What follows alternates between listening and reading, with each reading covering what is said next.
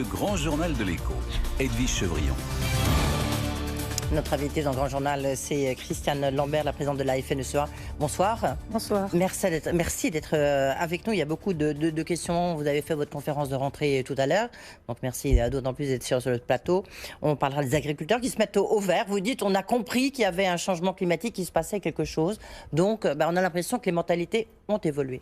Là, quand même, une réaction peut-être sur le dossier LVMH. Tiffany, je ne vous demande pas ce que vous en pensez, mais ce qui est intéressant de voir, c'est que ça serait des conséquences de la guerre commerciale que se livrent les États-Unis, Donald Trump, avec le reste du monde, et notamment l'Europe et la France. Est-ce que vous êtes déjà dans la guerre commerciale sur les produits comme le vin, par exemple? La taxe, il y a déjà une taxe très, très importante sur le vin.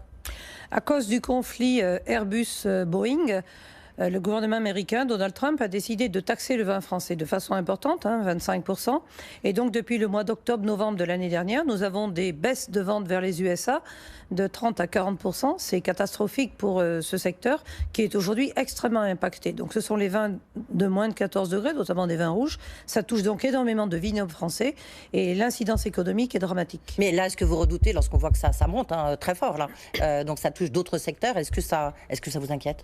Ça nous inquiète parce que la campagne électorale n'est pas finie aux USA. Donald Trump joue encore la carte America First et donc mon économie d'abord.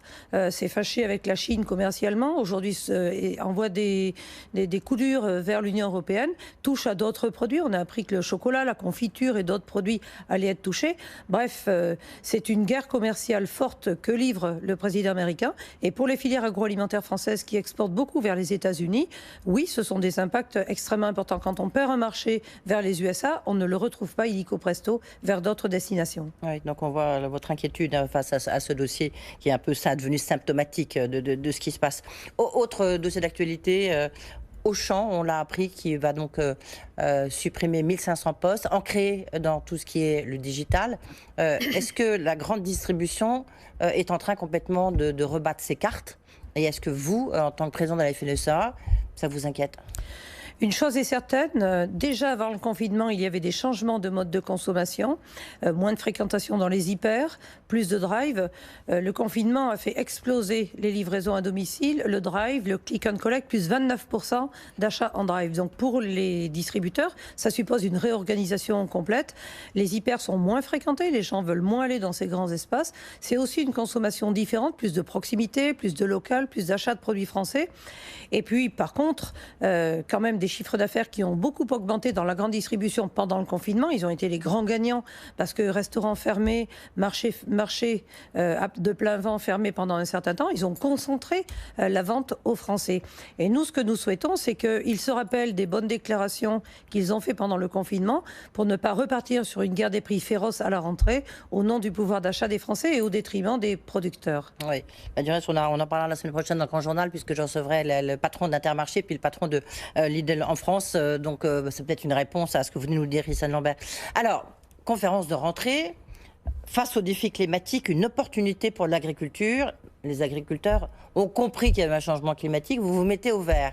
Et puis en même temps, vous venez d'obtenir, après un bras de fer très fort, que le gouvernement permette l'introduction de nouveau de néonicotinoïdes dans les betteraves. Donc une exception pour les agriculteurs. Alors, vous vous mettez vraiment au vert ? Oui, le changement climatique, ça fait des années que les agriculteurs en subissent les contre-coups. Notre usine à nous, elle n'a pas de toit. On est au grand air, donc quand il pleut, tant mieux. Quand il pleut trop, c'est dramatique. Les aléas climatiques nous impactent beaucoup. 72 départements en situation de sécheresse cette année. Et par contre, l'agriculture a envie de dire que nous sommes un secteur de solution. Quel autre secteur que l'agriculture est capable de produire des énergies renouvelables, que ce soit du biogaz, du méthane, des biocarburants? Quel autre secteur est capable de capter du carbone? Avec la forêt, l'agriculture, sur ces 13 millions d'hectares, capte beaucoup de carbone. Oui, mais alors, pourquoi est-ce que vous demandez, puisque vous vous mettez au vert, les néonicotinoïdes sont quand même néfastes? D'abord, le changement climatique, c'est adapter nos pratiques et être en capacité d'apporter des solutions refroidissement. Nous sommes les refroidisseurs de la planète en captant le carbone. Nous apportons des solutions transport propres avec les biocarburants, mais nous disons aussi que pour cultiver et pour atteindre la souveraineté alimentaire, qui est l'un des objectifs du président, confirmé dans le plan de relance par le Premier ministre et notre ministre de l'Agriculture, nous avons besoin de produire. Pour produire, il faut protéger les plantes. Quel constat a été fait? Décidé en 2016, la suppression de l'enrobage des semences de betteraves avec des néonicotinoïdes montre une impasse. Les betteraves sont malades, nous allons avoir une perte de rendement extrêmement importante de 30 à 40%. Les sucreries sont en danger, les emplois aussi. Il y avait une question d'emploi et de souveraineté économique dans le sucre, en l'occurrence. C'est pour ça que vous avez été écouté. Vous avez le sentiment d'être écouté par le président de la République? Oui, le président de la République, depuis le confinement, lorsqu'il a déclaré « Nous ne pouvons pas confier notre souveraineté alimentaire à autrui », ce serait danger, ce serait folie, a-t-il dit. Et il a dit « Il faut des décisions de rupture et je les assumerai ». Affirmer que la souveraineté alimentaire est capitale, être capable, en un claquement de doigts, une semaine après l'explosion au Liban, de partir avec un bateau de blé de 500 tonnes, ça veut dire que nous avons capacité à produire, à transformer, à stocker, à nourrir notre population sans pénurie en période de crise, que très peu de pays ont fait. Mais pour ça, il faut une agriculture productive, compétitive, parce que nous sommes très concurrencés, et qui a des moyens pour protéger ses plantes, pour irriguer et pour faire l'agriculture de demain, l'agriculture 3.0, comme disent certains, avec des investissements dans des nouvelles techniques, notamment le numérique, le digital, qui nous permet de faire l'agriculture de précision. Vous venez ici depuis longtemps, Christiane Lambert. On a vraiment l'impression quand même, depuis quelques années, il s'est passé quelque chose. Enfin, il y a eu un déclic du côté des agriculteurs, aujourd'hui, peut-être sous votre poigne de fer, mais que le digital, le fait de moins polluer a été pris en compte. Il y a une mutation des agriculteurs. Oui, les agriculteurs sont vraiment en train d'adapter leurs pratiques par rapport au nouveau contexte. On n'est pas sourd, on entend ces sollicitations de la société et des marchés. Ouais. Plus de bio, plus de certification haute valeur environnementale. L'année dernière, moins 15% de produits phyto les plus toxiques, moins 9% de catégorie 2, plus 80% d'utilisation de biocontrôle, c'est-à-dire des insectes ou des hormones pour protéger nos cultures. Les agriculteurs sont vraiment en transition et l'accompagnement du plan de relance va nous permettre d'accélérer encore. Est-ce que la crise de la Covid, finalement, vous avez été plutôt bénéficiaire parce que les Français ont voulu, ont encore plus promu les circuits courts. On voit que la grande distribution ne jure plus que par les circuits courts, le bio, etc. Bon, il y a de la com, on est bien d'accord, mais ça va plutôt dans votre sens, non? Oui, le secteur agricole a travaillé pendant le confinement. Nous avons continué à travailler parce que l'alimentation, c'est le besoin premier de tous les Français. Et nous avons été au rendez-vous quand les Français ont consommé plus 300% de pâtes en une semaine.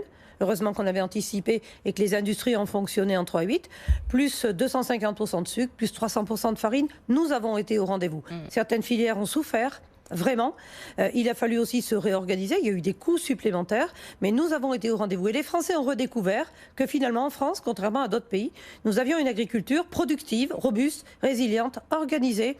Alors les Français ont mangé plus de produits industriels. Donc ça vous a, entre guillemets, hein, bien sûr, servi cette crise. Les invisibles sont devenus visibles. Nous étions dans les invisibles. Beaucoup considéraient que l'alimentation c'était acquis, qu'il n'y avait aucun problème, que les agriculteurs... On ne parlait plus d'agriculture qu'en termes de problématiques environnementales. Et là, tout d'un coup, on se dit, tiens, souveraineté alimentaire, pouvoir manger de façon accessible. Mais par contre, cette crise révèle aussi la fragilité pour certains d'accéder à l'alimentation. Ceux qui ont dû nourrir leurs 2, 3, 4 enfants à la maison, au lieu de les emmener à la cantine, ont mesuré qu'il fallait faire des courses en quantité. Et aujourd'hui se pose la question pour ces populations fragiles de l'accès à l'alimentation. Voilà pourquoi, là où le président de la République disait seulement monter en gamme, il dit aujourd'hui monter en gamme certes, mais aussi alimentation accessible. Donc prix compétitif, et il faut que l'agriculture française ne soit pas plus pénalisée que les autres agricultures pour apporter des produits à prix accessible. Sinon, il y aura deux types d'alimentation et cette rupture alimentaire, politiquement et humainement, elle n'est pas supportable. Le fait d'être entendu, reconnu, notamment par le président, fait que le plan de relance, il vous convient plutôt à la fin de ça? Écoutez, nous n'étions pas dans le plan de relance au début parce que certains considéraient que l'agriculture n'en avait pas besoin. Or, nous avons besoin aussi de rénovation, de transformation et d'investissement. 1,2 milliard aujourd'hui sur la table, c'est bien. Nous allons regarder de près comment le mettre en œuvre. Mais il y a des possibilités de devenir plus autonome en protéines, de relocaliser la production de protéines, de fruits, de légumes, de moderniser les abattoirs, les élevages pour mieux intégrer le bien-être animal, mais aussi le bien-être des travailleurs. Ça va être le grand chantier quand même de l'année 2021. Oui, mais alors là, vous êtes d'accord ou pas? Bien sûr, oui, mais parce que les agriculteurs, vous savez, pourquoi les abattoirs n'ont pas investi? Parce qu'ils avaient un niveau de rentabilité tellement bas qu'ils ne pouvaient pas se moderniser. Mais c'était aussi des travailleurs qui, dans les abattoirs, en milieu froid, humide, physique, avaient du mal à être bien dans leur peau. Donc il y a le bien-être des animaux que ça va améliorer, mais aussi le bien-être des travailleurs dans les abattoirs et dans nos élevages. Climatiser nos bâtiments, parce que les températures caniculaires que l'on connaît aujourd'hui, c'est pas du bien-être pour nos animaux. On va pouvoir évoluer et utiliser ce plan de relance. Justement, et en conclusion, Christiane Lambert, même si on a toujours beaucoup de questions à vous poser, il y a plus de la moitié des céréaliers français qui seront perdants en 2020 pour cause de sécheresse. Ça va avoir des conséquences, il va falloir s'adapter. Oui, Parce que c'est pas ni la première, mais c'est certainement pas la dernière sécheresse. Pour certaines régions, c'est la 4e année consécutive de sécheresse. Ça veut donc dire que il faut aussi envisager les choses autrement. L'alimentation, c'est la vie. L'eau, c'est la vie. Sans eau, on ne peut pas produire. Une tomate, c'est 95% d'eau. Pour faire du blé, il faut de l'eau, plus que pour faire du maïs. Donc, la question de l'eau, de l'accès à l'eau est quelque chose d'important. La recherche pour avoir des variétés plus résistantes à la sécheresse, elles existent, mais en France, ça fait toujours débat. La possibilité aussi d'accompagner les agriculteurs pour stocker plus de fourrage lorsqu'il est abondant certaines années. Le Grand Est, par exemple, la région Grand Est finance des bâtiments avec du photovoltaïque sur les toits, aide les agriculteurs pour stocker leur fourrage les bonnes années.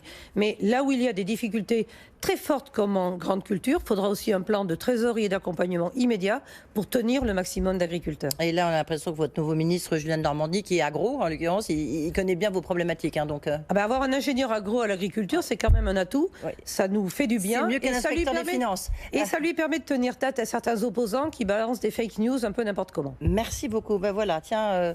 le bon point donné de Christiane Lambert, donné à Julien Denormandie. Merci d'avoir été avec nous. On voit que les chantiers sont encore très importants pour les années à venir. Merci Christiane Lambert, présidente de la FNSEA. Dans un instant, on change de sujet. Je recevrai un des plus grands économistes français.